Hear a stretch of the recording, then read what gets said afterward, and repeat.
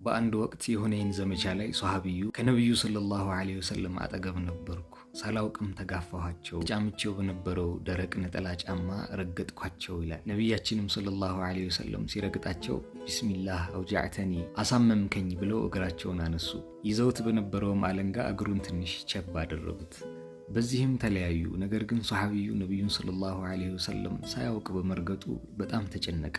ሌሊቱን የሰላም እንቅልፍ አልተኛም ነበር። ታዲያ ንጋቱ ላይ አንድ ተጣሪ ወደዚህ ሷሃቢ ስሙን እየተጣራ መጣ። ሷሃቢዩ መፈለጉን ሲያውቅ ደንግጦ ያ አላህ ነብዩን ሰለላሁ ዐለይሂ ወሰለም ረግጫቸው ስለነበር የሆነ ቅጣት ሊፈረድብኝ ነው ብሎ በውስጡ ፈራ።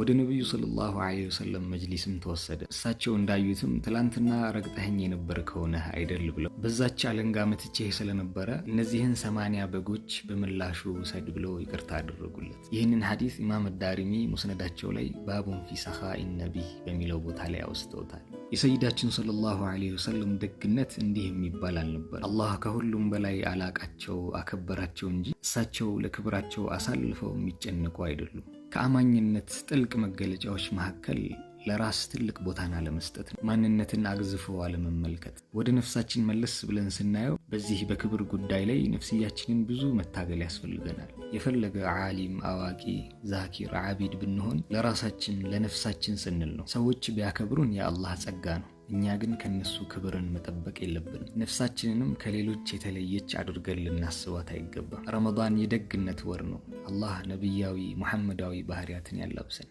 አሚን። اللهم صل على زين الوجود